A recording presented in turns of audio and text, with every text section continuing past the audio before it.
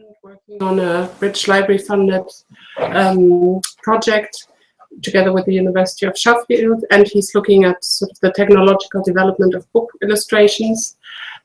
He's going to talk to us today about the pictorial publisher, agents, technologies, and the illustrated book in Britain, 1830 to 1850.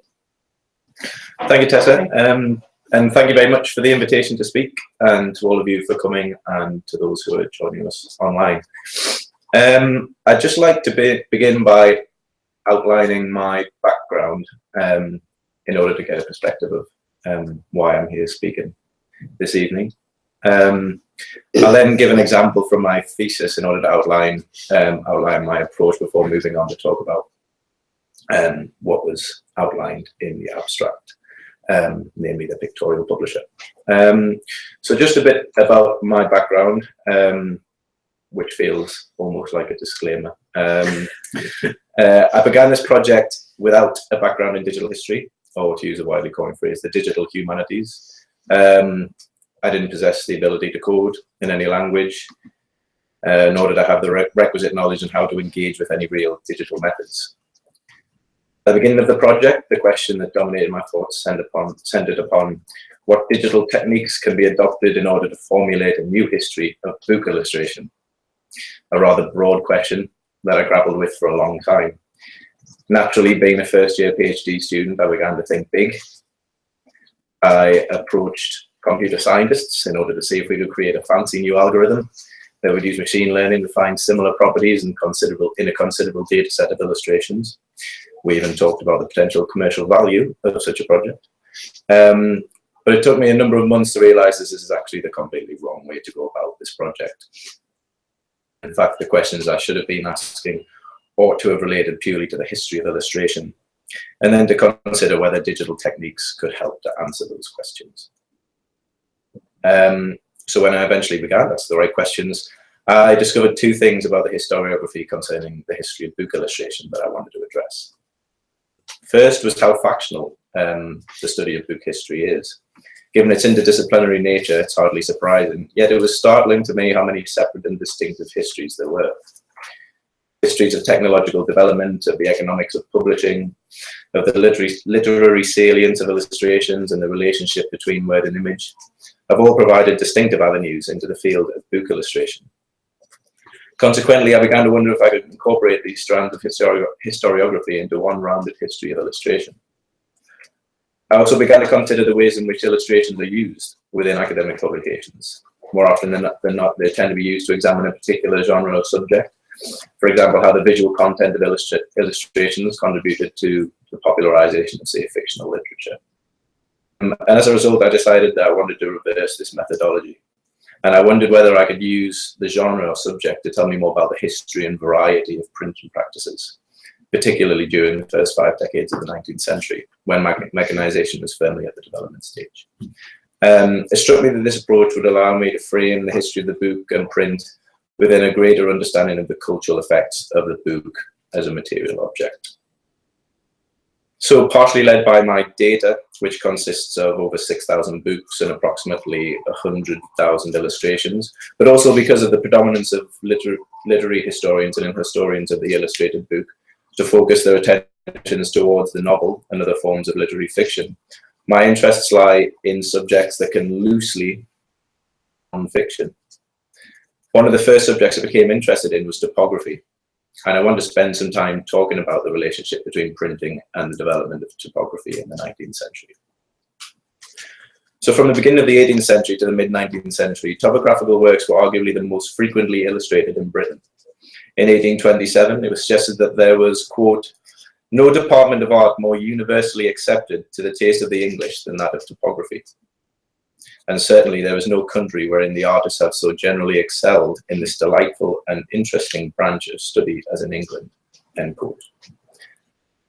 Topographical publications have traditionally captured the interest of art historians within the wider scholarship of landscape art, concerned primarily with the theoretical and aesthetic debates centered around the sublime, the aesthetic, and the picturesque. Only recently have scholars begun to rescue topography from its traditionally obscure position as a rudimentary understudy to the canon of landscape artists. Yet their focus remains rooted to the significance of what is painted and engraved within these illustrations, without any real acknowledgement of how the production of these illustrations changed. New techniques, as well as the industrialization of printing, ran parallel to the ever-growing popularity of topographical literature. The introduction of steel plates to produce book illustrations in the early 1820s was seized upon by both artists and engravers. Steel engraving not only elevated the engraver's status within the production and commercialization of topographical works, but also helped the publisher to drive down the price of a production, so as to increase not only the number of illustrations, but copies. So an example of these changes can be found in the artist and engraver William Tombleton's Views of the Rhine, published in 1832. He published his work in parts at a price of 6p, with 3 plates accompanying each part.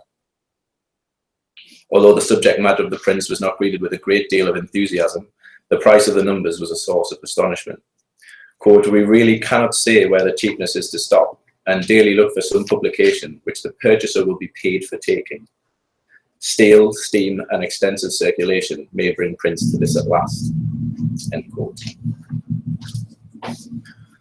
What I found most interesting was the rise in what I've described crudely as embellishments, small illustrations, and medium and half-page illustrations, which alters the way in which topographical works were produced. The sophistication of wood engraving, particularly after 1830, provided publishers and authors with a relatively cheap alternative to intaglio printing techniques, while maintaining a high standard of aesthetic design that could be imprinted in relief throughout the text.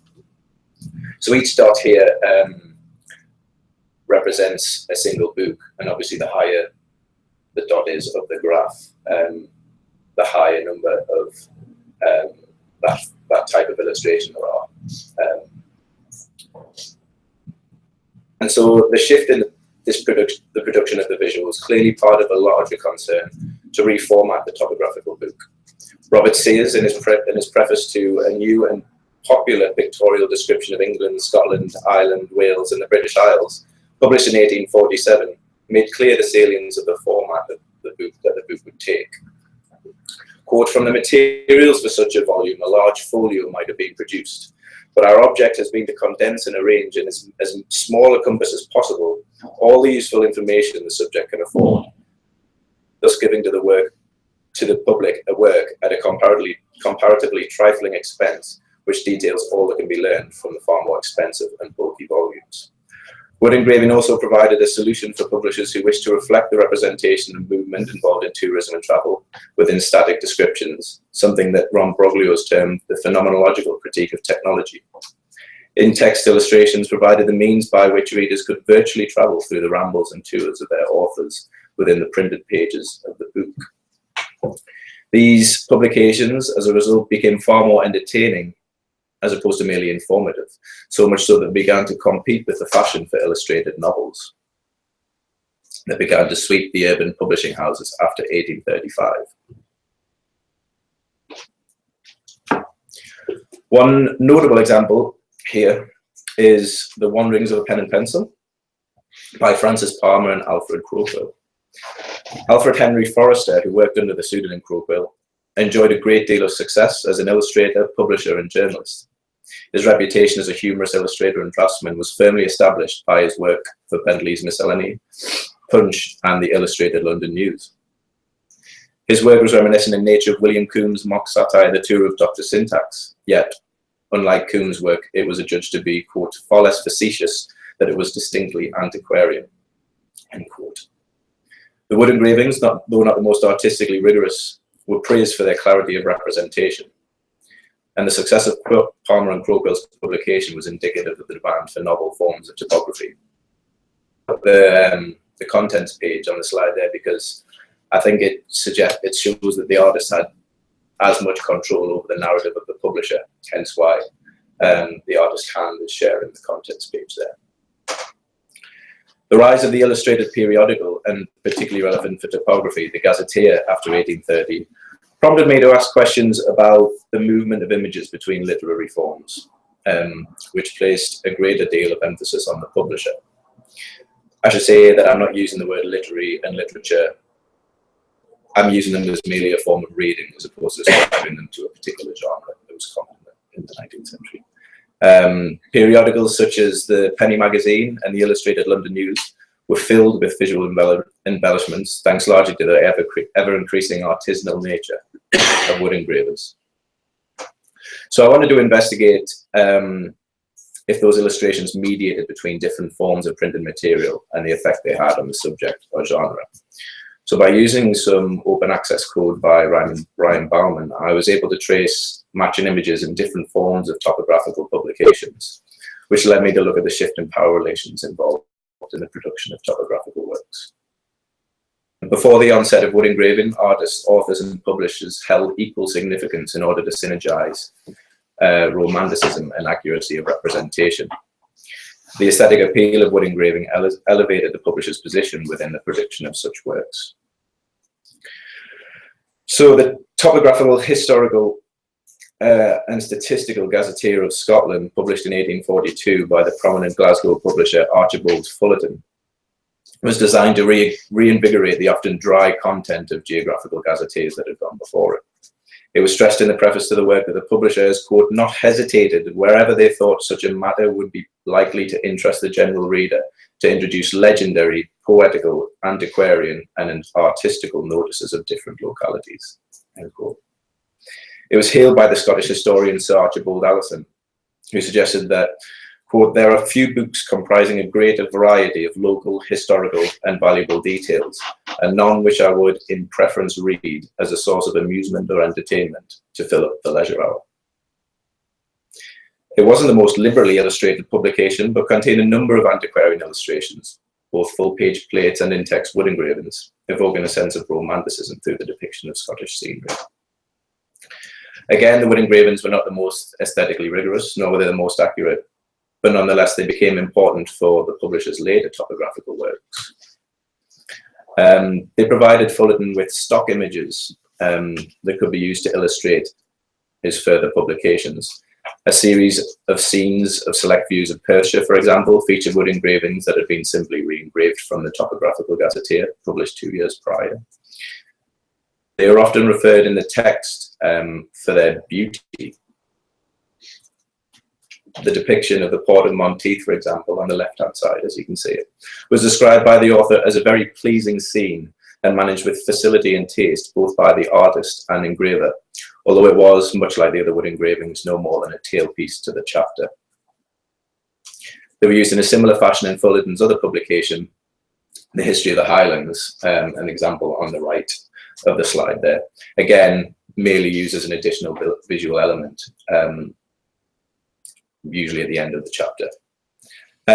Perhaps unsurprisingly, given Alfred Forrester's connections to illustrated periodicals, some of the illustrations found in the wanderings of a pen and pencil had been taken from cheaper forms of print, most notably Charles Knight's periodical-style topographical publication entitled London, published between 1841 to 1844. The shift in how topography was being illustrated did not go unnoticed by contemporaries, and is encapsulated in one review of Cyrus Redding's An Illustrated Itinerary of the County of Lancaster, which formed one half of the 2-volume work that became one of the most popular topographical works of the mid-19th century. And I'm just going to quote halfway down here, about 7 lines down. It is doubtless in compliance to the taste of the age that the work before us makes its appearance in a series of monthly pamphlets, into books and chapters in which each separate question of antiquities or natured history would be fully and right learnedly discussed. It takes the popular form of a tour and leads us along from town to village, from cromlech to abbey, after the gossiping fashion of the day. It featured nearly 200 wood engravings, many of which were printed in the Pictorial Times, a rival to the Illustrated London News. The changes to the way in which these topographical books were being illustrated after 1830 were often indebted to the mutability of wood engravings that could mediate between different forms of reading material. These developments in the reformatting of topography were met at times with vehement hostility, and it was the publishers which were more often than not held accountable. Led by inventions in the arts, the changes in the style and character of their publications were adjudged to have contributed greatly to the reduction in the number of respected antiquarians and topographers. Motivated by innovations in image production, publishers were charged with the deterioration and near extinction of topography in its classical form. So this relatively brief exploration into the relationship between topography was just quite a broad example of how a particular subject can be used to investigate the developments in printed and publishing practices. And what I want to devote the rest of the time I have left is to talk about what was advertised in the abstract, namely the inherent tensions that lay behind the relationship between author and publisher and how they played out onto the book itself. To do this, I'm going to switch my attention to history books, and to three in particular. Two from Charles Knight and one from John Cassell, both of whom were influential publishers of 19th century illustrated books.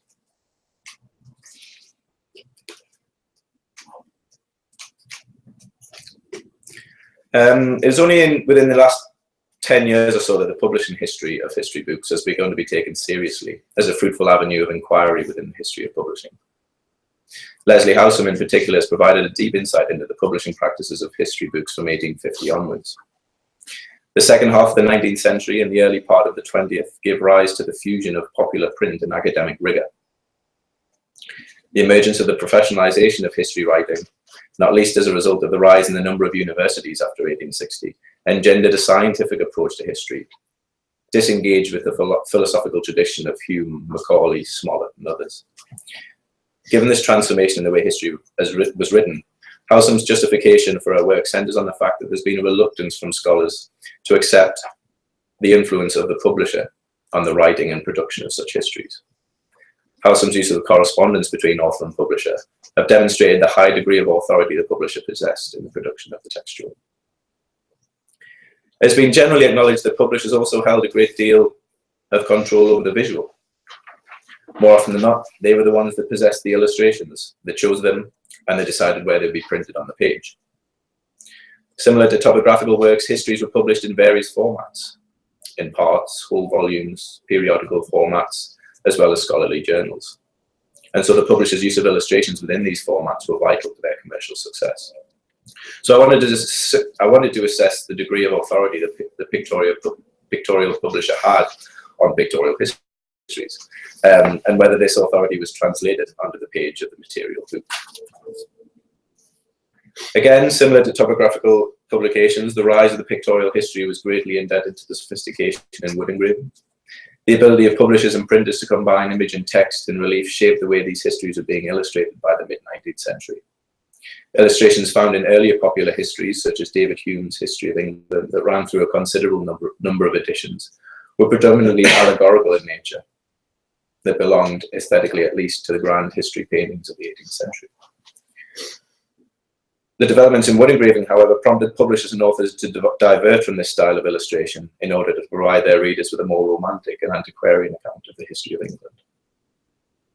As Rosemary Mitchell has made clear, the publisher Charles Knight was the first to attempt this. Much of Knight's publishing activity was concerned with the education of the lower classes as a way of engendering a national community. He had, in his own words, become, quote, somewhat extensively mixed up with the vast changes in the social condition of the people. End quote. His desire to produce popular literature did not, he was careful to stress, limit him to the tastes of the poor and the lower middle class. Moreover, he questioned the attribution of popular literature to the working classes. Quote, we all want popular literature. We all want to get at the real and substantial knowledge by the most compendious process. End quote. Knight's histories prioritized the social condition of the people in an attempt to engender this national community. He felt the nation were all too ignorant of the real passages of history, namely the manners and political condition of the great human family. And his illustrations reflected this concern. So here are a few examples of how he illustrated his work. He included illustrated lettering, depictions of historical objects taken from manuscript sources, landscape scenery, depictions of dress and costume, and of architectural scenes. A quick analysis of Knight and his publications would suggest that he was in complete control of the work's production. He was in possession of all the woodblocks used, some of which were copied from his previous works, and he employed the authors, and he was at the front of its commercialization. So this is a graph of the image distribution of the illustrations used in Knight's history in all 8 volumes of his work. And a closer examination of the distribution of these illustrations helped to reveal the difficulties in producing an intellectual, antiquarian, and often picturesque natural history that seamlessly united text and image. As can be seen here, the first 4 volumes are abundantly illustrated. As the publication develops, the illustrations become more and more sparse. And part of this development has to do with the commercial tactics of Knight. His history was published in weekly and monthly parts, so it is unsurprising to see the sort of heavy front-loading of illustrations. Yet many of the illustrations are grouped into these vertical clusters, which I think suggests a tension between the visual and the textual. So looking at volume 1, which is on the left-hand side, as you can see, we can see 3 clear clusters of illustrations between pages 250 and 375, around 625 and 650, and again around 875. These clusters all correspond to chapters that reveal the social mechanisms of the period. Chapters with what he calls national industry, the customs and manners of the people, as well as their social condition, were liberally illustrated, while chapters on religion and the mechanisms of government were far more textual. In volume 1 again, the social customs of society and the history of national industry from the Roman period to the Norman conquest are liberally illustrated with depictions of dress, manufacturing and labour, as well as architectural scenes. In volume 4 of Knight's work, the chapter on civil and military transactions from the period of the Glorious Revolution to the crowning of George III consisted of 130 pages, but featured just 37 illustrations. The chapter on the manners and customs of the people within that same book, on the other hand, totaled a mere 18 pages of text, but was embellished with 31 illustrations. The clustering of illustrations is perhaps even more striking in the second volume, which you can see on the right-hand side as you look at it.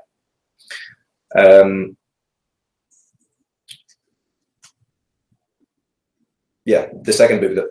So in the second book of the volume, covering the period between the accession of Henry VIII and the end of the reign of Elizabeth I, over 409 pages of the book were dedicated to military history.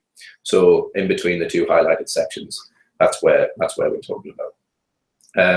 Within those 400 pages, only 48 illustrations were printed. The striking differences between the ratio of illustrations to text within different thematic chapters underscores the tensions inherent in the collaborative networks of author and publisher. This despite Knight's control over who wrote it. Knight hinted at the sometimes fraught relationship he had with his group of writers, particularly Charles Macfarlane, who wrote a considerable proportion of the text. Macfarlane was responsible for the portions of civil and military history, which perhaps explains the limited number of illustrations printed in these sections. Although Knight praised him for his considerable power of narrative, he did not possess the quote prime quality of the historian, impartiality. Macfarlane and Knight were completely opposed in their political affiliations. Macfarlane was a staunch conservative, while Knight adhered to a more liberal and Whiggish school of political thought. These conflicting political outlooks were played out in Charles Knight's decision to approach the Whig novelist Harriet Martineau to complete his History of the 30 Years' Peace, which acted as the final installment of the Pictorial History of England, the second edition anyway.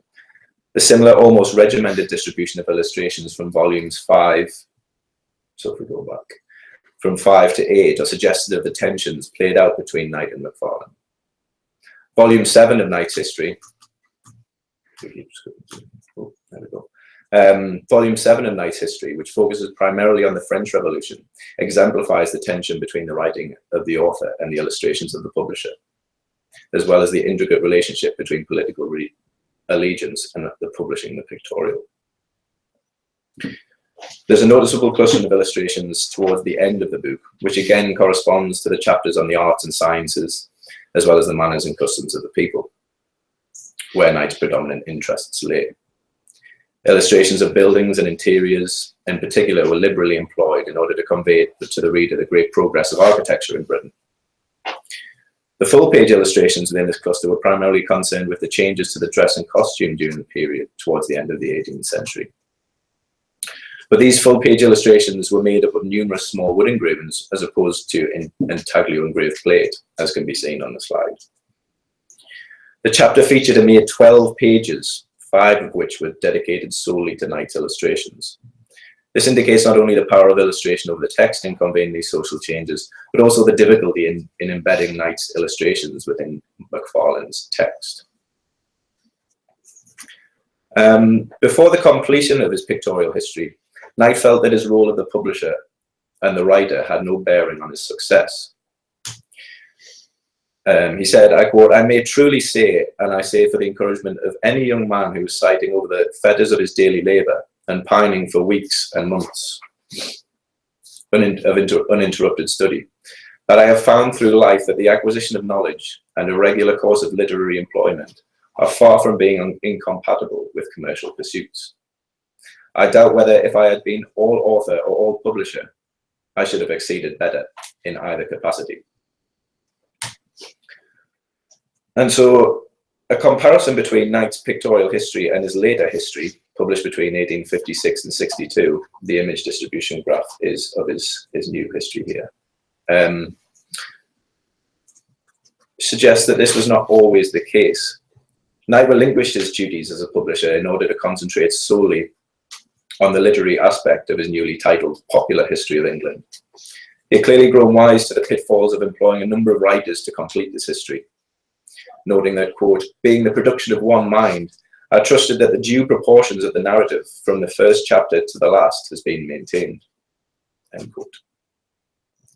Many of the illustrations that appeared in this new publication were simply reprinted from his previous history. But the more even distribution of illustrations in his new work is suggestive of the attempts to write a history for his illustrations. Knight was careful to stress the salience of his images, which he chose himself despite relinquishing his role as publisher.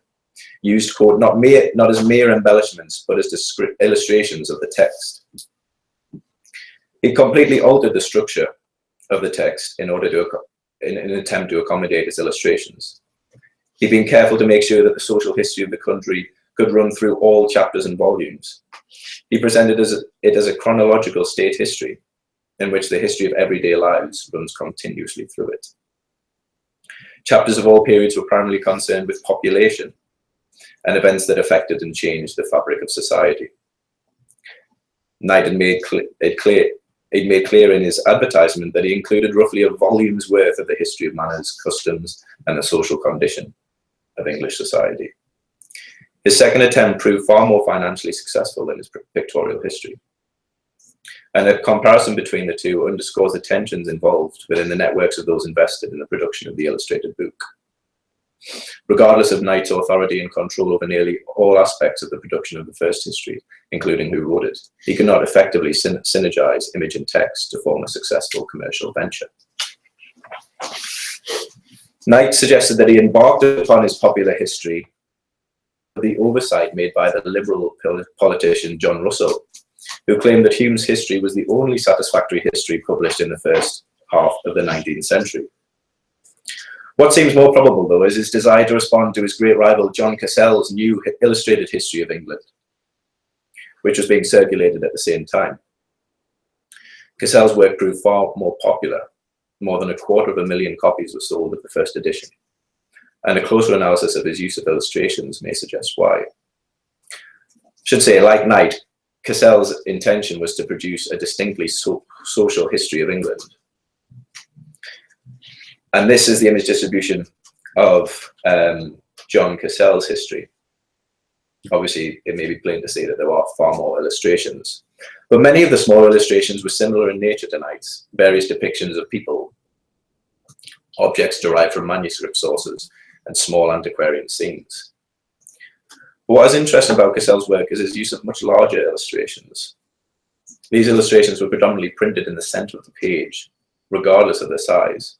So here we have the representation of a Pict on the left and the landing of Julius Caesar into Britain, which are found in consecutive pages of volume 1. Here the illustration undoubtedly takes center stage and the text is marginalized. Cassell had previously acknowledged the importance of the visual to readers. Quote, "I know from experience what an impression illustrations make upon ignorant minds," end quote. Here, unlike Knight, the role of the visual was not to provide an illustrative aid to the text. Rather, Cassell's images could convey a narrative independent of the written word. These larger images were reminiscent of the allegorical illustrations found in earlier works within the philosophical tradition of history, which is at odds with the trend towards the more historically accurate visual representations. So here, both illustrations provide a dramatic depiction of Boudicca and her army. The image on the left is found in Camden's History of England, printed in 1810. It's an etching and engraving. And the one on the right is the frontispiece to Cassell's first volume.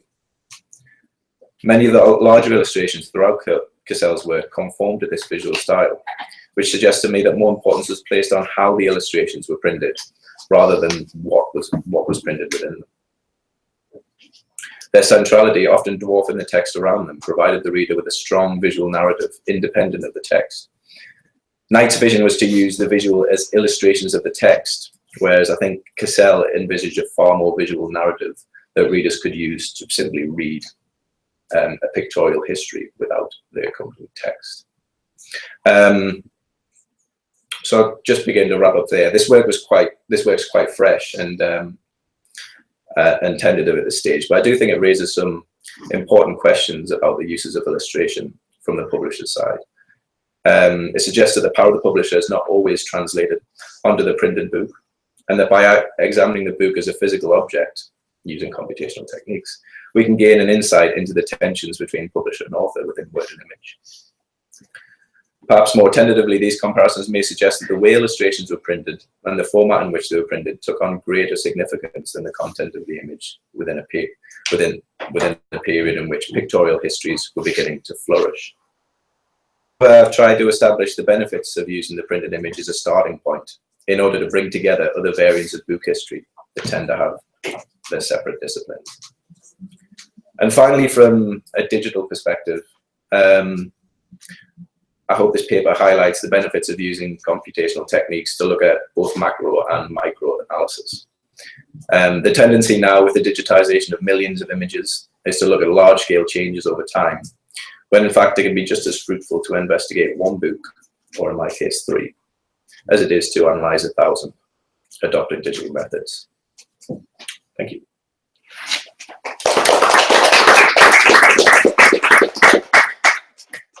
Thank you very much, Will, for that. Can I actually jump right in and ask you one thing about your digital analysis? Can I ask you, so you were looking at the images and the spread and distribution of the images. So, and did you then go back and compare the images and in regards to the text? So did you then go back to the book itself and see how that would compare to the chapters and the contents of the chapter? Or did you, was it both digital analysis? No. So yeah, then the graphs led me to the books. I can't come up with any sort of analysis based on those 2 graphs alone. So it involved, I mean, the thing about these graphs is that it allows me to visualize what at once I couldn't do within an 8,000 page multi-volume work. But then as it allows me to go into each particular chapter and to look at the ways in which image either supported or competed with the text. So you use that as a first step to go back to the book and then look at the Okay. Are there questions regarding whether the digital techniques applied or other content, historical background? Yep. In terms of the clustering, was and you're plotting of that and graphs and everything else, was that unexpected, the results, or did it tend to confirm what you would have already been grasping, getting a hold of by having looked at the work? So I'm trying to get a sense of whether or not the computational was a confirmation of the other things, or whether it actually opened up either through the way you plotted it, or outliers or something else like that that made you stop and think and everything else. So it was a bit of both, really. So looking at Knight's two publications, I was reading his memoirs, and I was struck by this. I was struck by one of the quotes which suggested that his role as publisher and author would be the same.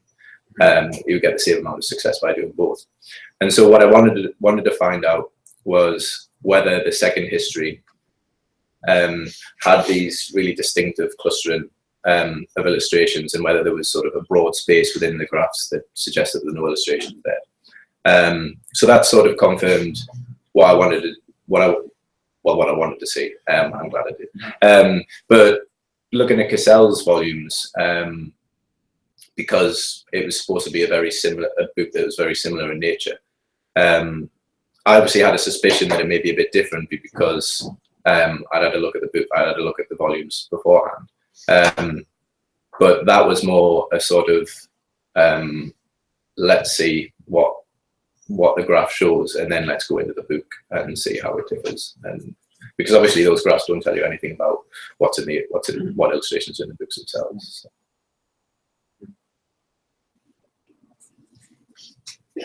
Can I also ask a bit more about so you were talking about the social history, and that this becomes important, and especially these chapters are heavily illustrated and so on. So is it the case that people are more interested in social history and that drives why there are more images? Or does the theme of social history lend itself to having more images? Was there a desire for more social history about customs and so on that then, influence publishers' decision and so on to include more pictures there? Or is it the other way around, that it just lends itself very easily to good kind of pictorial illustrations and so on? Yeah, I mean, I think it lends itself a lot to the goals of these particular publishers. Mm-hmm. Obviously, it's quite a varied subject in this period. And as I mentioned, Charles Knight was the first one to do this, but obviously he had very strong reason to do it. He wanted to educate the working class, and he knew. And obviously, this is within a context of huge social change. And so, and what I should mention as well is that he molds a lot of his it is a commercial adventure as well. Mm-hmm. So a lot of them aren't produced for his history. A lot of them are taken from his Bible history. Mm-hmm. They're taken from his penny cyclopedia. So that also suggests the tension that plays out between image and text, because they're not especially created for this history. But there was obviously a demand there, highlighted by Cassell's work that sold really, really well. But I don't think, it didn't really last that much. It started to compete with the professionalization of history as a discipline. Mm-hmm. And so they started to take center stage in terms of what was written. But because I've looked at publishers who were influential, who keyed into the marketplace, I think there's obviously a commercial pursuit there, but it's obviously to try and raise an awareness of, rather than looking at top-down history, as we hear to say. There's a tendency to try and raise the consciousness of the working classes and lower classes. Mm-hmm.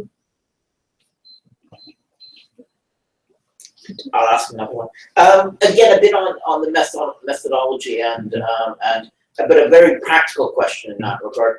In terms of the amount of effort to use the graphs and everything and plotting everything else, did you think that was worthwhile in terms of what it proved for you, or not? Yeah, I think it did.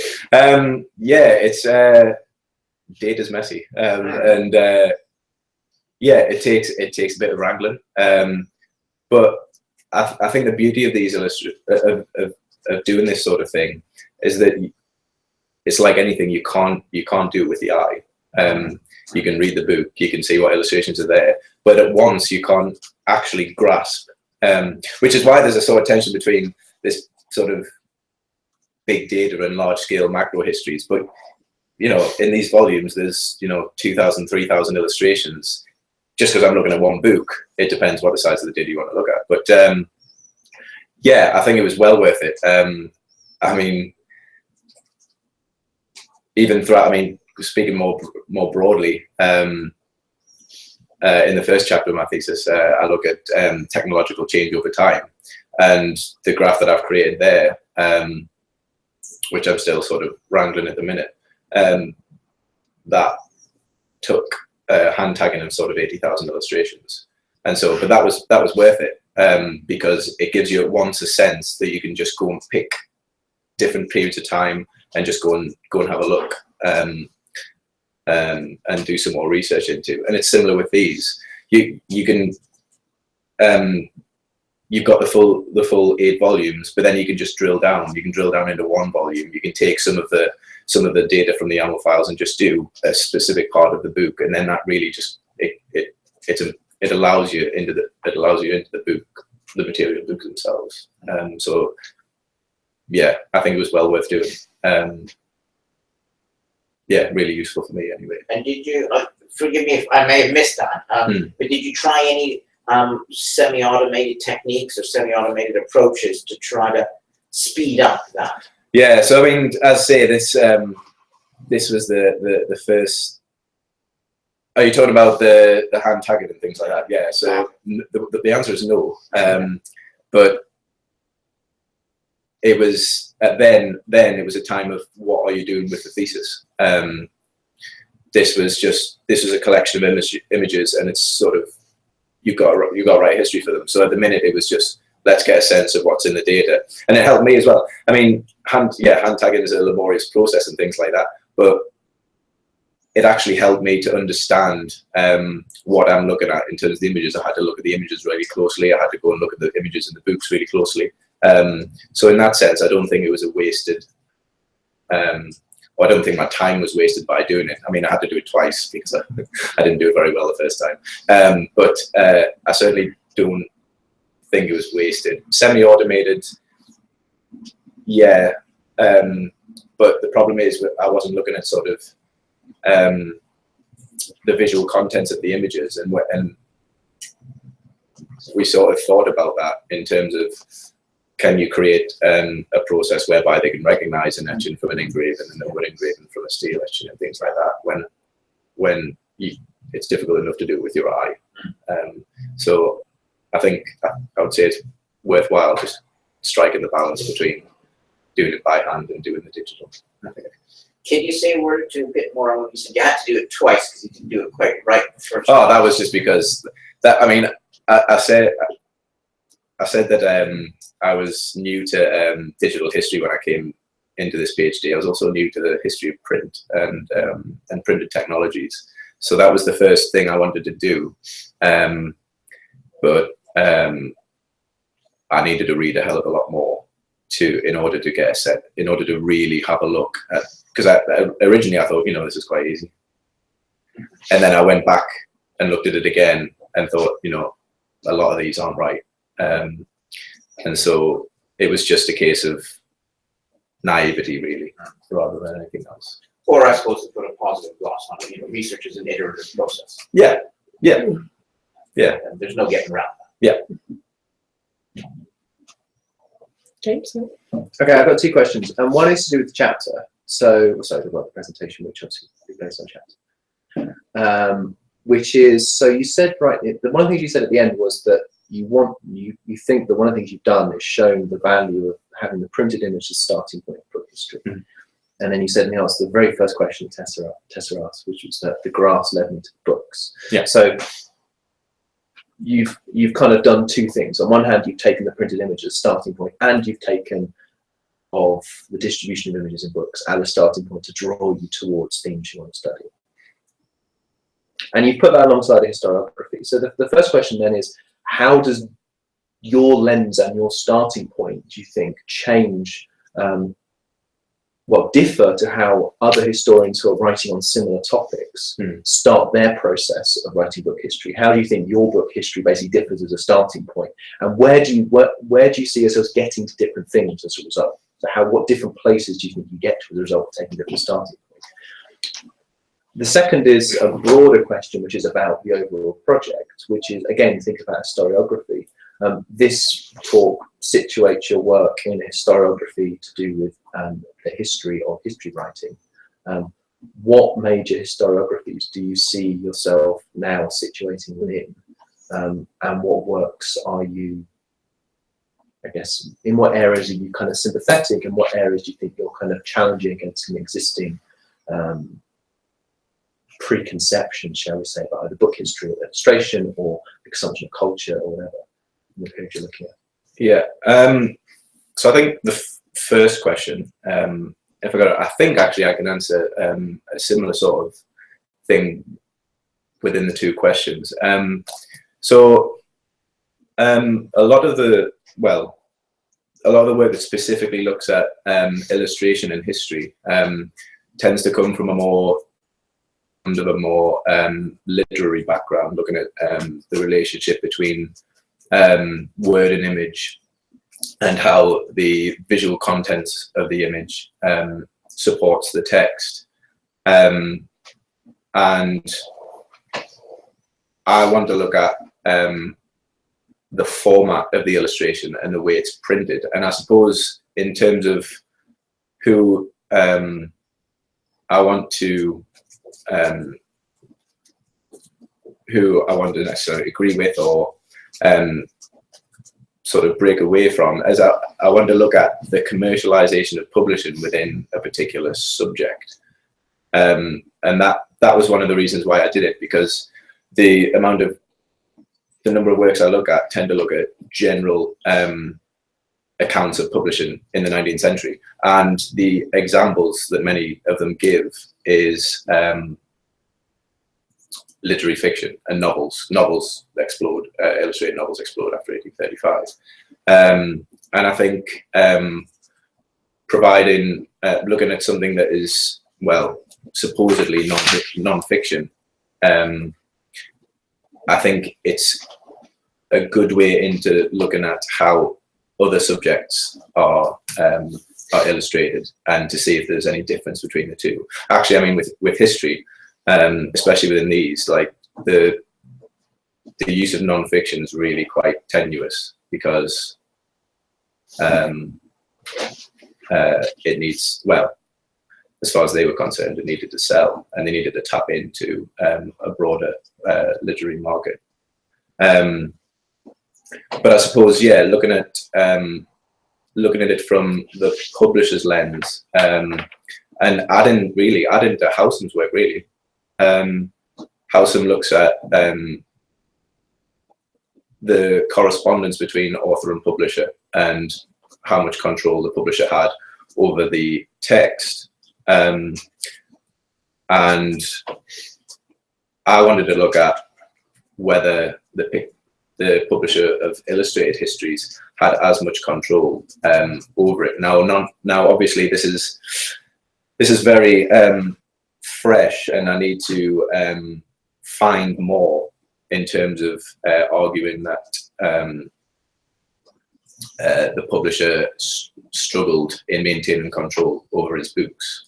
I've obviously tried to suggest it using this graphic here, but so I'm right in the middle of looking at Cassell's archives over the next day or two, and hopefully what I want to find is what I want to find is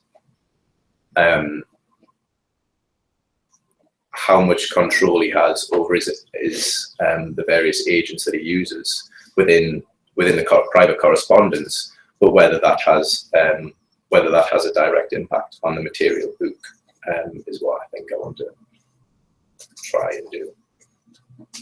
Relating looking at these relationships on the material book is what I really want to try and do.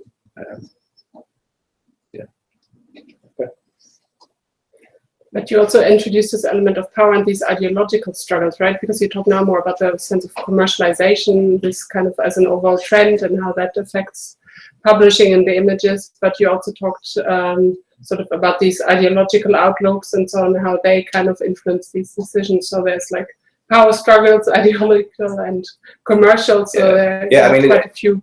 Yeah, I mean, it's interesting that because Knight sort of said he was halfway to quitting his pictorial history, but he says he couldn't because he just can't do it commercially. It's not a viable commercial thing to do. And this was the first edition, but he was sort of I think it was about 3 volumes down the line. He was sort of he was exacerbated by this difficulty that he had in trying to create a social antiquarian history of England that spanned sort of 10,000 years, something that hadn't been done before, and obviously he had huge difficulty in doing it. But yeah, that in itself, the relationship between the commercial and the political ideologies of those invested in its production are really sort of really explicit here. Questions?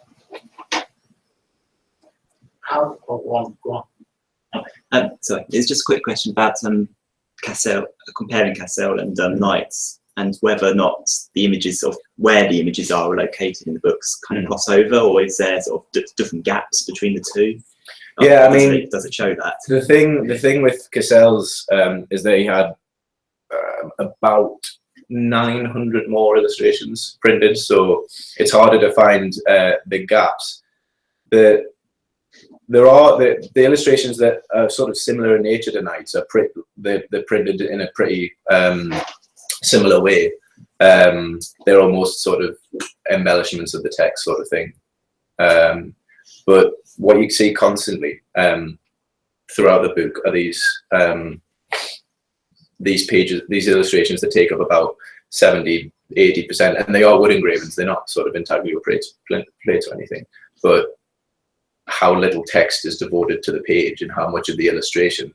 And what I want to do is look at the centroid of the images, so the center points of the images, and their and looking at the pattern of where they are throughout the histories, and see if that alters in Knight's and Cassell's, because I think that would speak to how they all think that readers read. So I'd like to do that, and I think there is definitely scope to do that. So that's sort of kind of tangential to that, I suppose. But yeah, is there any kind of comparison of where the images are on the topic wise and how much text is on that topic? So, Boudica talking a page worth of text has one image, or 5 pages worth, that's more or less. So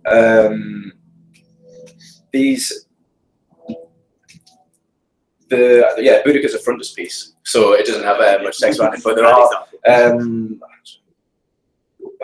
so the one on the picture example, there isn't much text that describes that necessarily describes the illustration, and I think Knight's depictions of them are like small in text illustrations that just give it an outlier of the dress used, but this is a lot more sort of allegorical in nature, as it was in the next one. But there isn't a great amount of text that describes the actual content of the images themselves.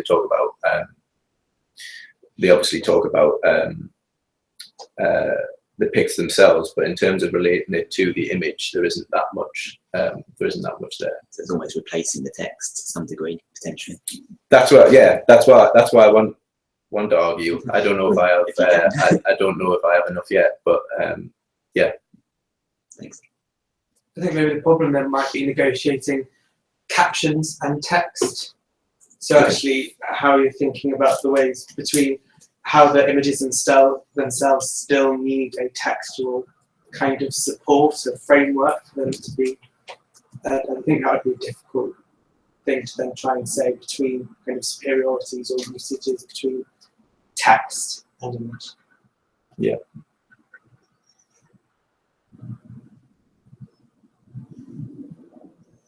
Thank you for that. That's a really good point. I was just wondering about how much you got a sense of the images in terms of how much you know about the images, whether they were reuse, new ones, whether they tend to get copied round across, and anything, you know, across a whole range of publications.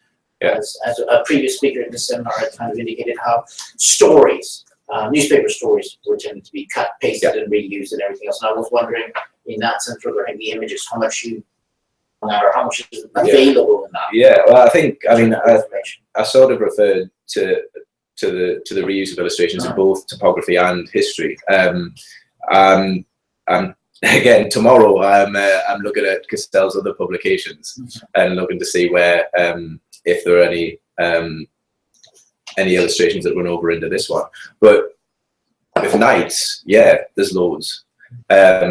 He did a pictorial Bible, and some of the illustrations are just at odds with what you would expect to find in a Bible. There's all sorts of stuff from the encyclopedia used to tell the creation story. So there's sort of, I don't know. I'm trying to think of an example in his Bible because they make you laugh. A couple of the examples. There's a picture of an olive branch which has all sorts of connotations, but the actual depiction has the name of the olive branch and the Latin name next to it as a sort of scientific outlier of what this is, and you can tell that that's just been hashed and put straight into the sort of metaphorical text of what that means for the Bible and the story of creation and things like that. So. Yeah, for Knights, loads, and not just with it. Knight just didn't keep them within his own publications, as I mentioned in the topographical works, the Wanderings of Pen and Pencil. Obviously, it helped that Crowquill had a lot of connections to the sort of periodical scene, but a few of those illustrations, a number of those illustrations, were taken from Knights London. This despite in the preface them saying that they took a tour around the south of England and they've basically drawn everything that they've seen. But yeah, I think this and I think that's the thing I want to really get out of the topography stuff, is that how illustrations change within different mediums and how they can how they can be adapted in different book formats. And as I said with topography, that people hated that. People thought that was the end of topography because they just conform into this sort of novelty whim that was just the basically pandering to the market. Does Knights, because you mentioned you were looking at his, I believe his memoirs. Yeah. Does he comment on that at all there? I suspect not. I just wondered whether he might have. In terms of copying his illustrations? Yeah, the use of images and choosing images and all those kind of He things. doesn't know. He doesn't tend to talk about the actual decision processes that go into it, which would be great. And unfortunately, his archive was burnt down in the war.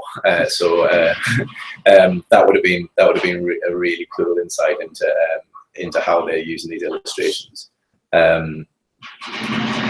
no, he just I think especially for the pictorial history, he just went on a rant about his writers. But he doesn't rant against Cassell or other people. No. Can I ask you one thing about you were talking about the merits of also doing this on a smaller scale, this kind of looking at these 3 books and so on. Would you want to scale this up in an ideal way, or would you think there's merit in having run this kind of analysis on, like, I don't know, 1,000 books or so to look at larger trends, or do you think? Yeah, I think so. I mean, I think the problem the problem sometimes, which I'm still grappling with, and I really need to sort out, is so I actually did take all the history books in the collection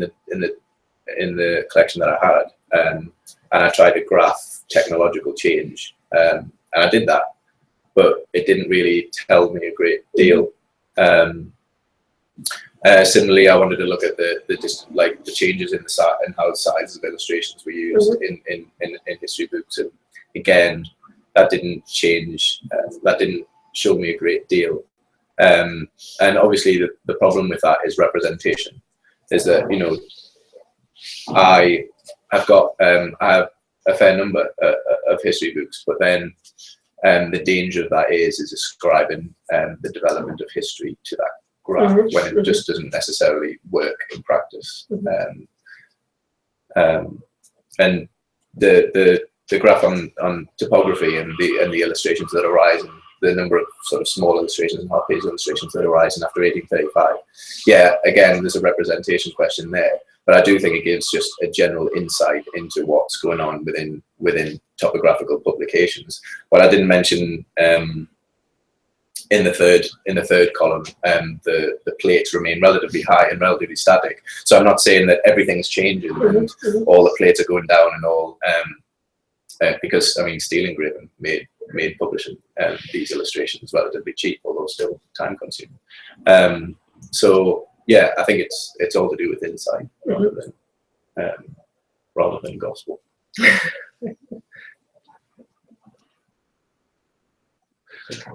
I think this points at a limitation of one kind of digitization project, which probably won't happen again.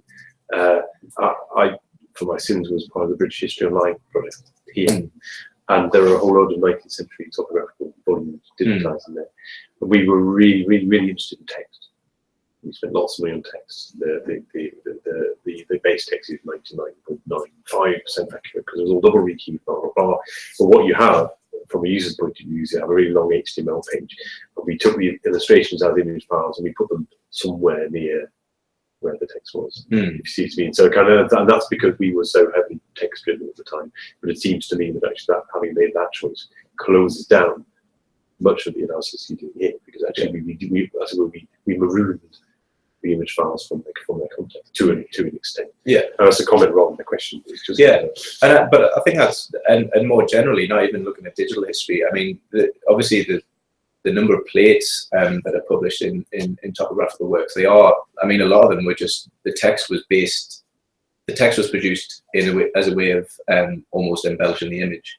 A lot of work's gone into things like the development of urbanization and how that can be detected in topographical works.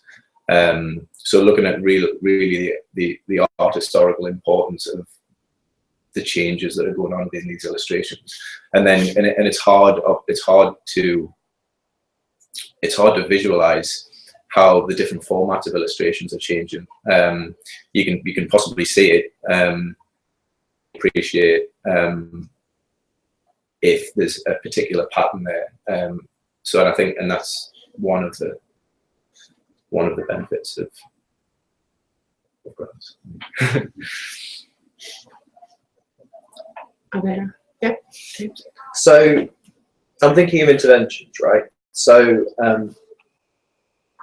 and it builds on Peter's question, really, or Peter's comment, which is around text, and it's around the fact that most of the work we see that is in a kind of digital humanities space that happens to sort of be done working on historical topics tends to be focused on text, focused on textual analysis, focused on textual analysis at kind of macro scale, which you're not doing.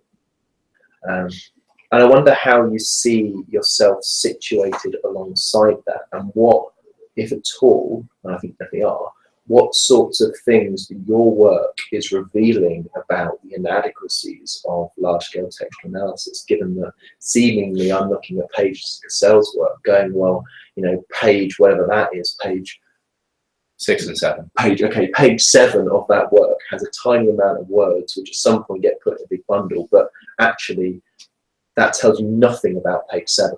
Yeah. words on that page. So where do you situate yourself, and how do you think your work can actually, how can it go beyond the remit of being about a particular topic and things like history writing, to actually make a kind of to make a claim that will hopefully, shall we say, make some folks who do computational analysis with similar kind of collections rethink the ways in which they're approaching what they're doing? Yeah, I mean, I said that the study of book illustrations is more about the history of the book and its place within the book. But more importantly, I think Bonnie Mack came out with a book a few years ago on the salience of the page within the books. No one has really talked that much about the importance of how the page is produced within the book, and she looks at medieval manuscripts and the marginalia surrounding it. But I think this again, using the same example, the text. If you're using large scale computational techniques, sort of like data mining and things like that, it can't relate to the material object, whereas the illustration can. You get a lot of data spilled out, and you can do a lot of good work with it. But I think in terms of using the illustration as opposed to the text, I think it can reveal a lot more about the structure of the book and the attempt to appeal to a greater readership than can be about the importance of what is described as a history in this case. But I think it speaks a lot more about the importance of the production of the page within the book, and not only the history of the book. I think that's what's important to me in a minute. Yeah.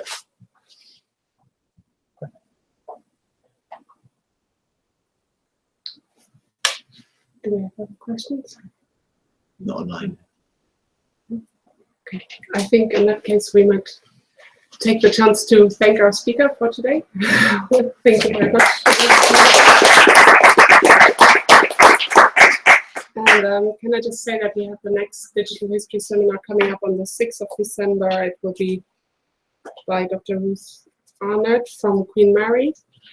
She will be talking about Tudor intelligence networks. So that's in a month's time from now. And thank you very much.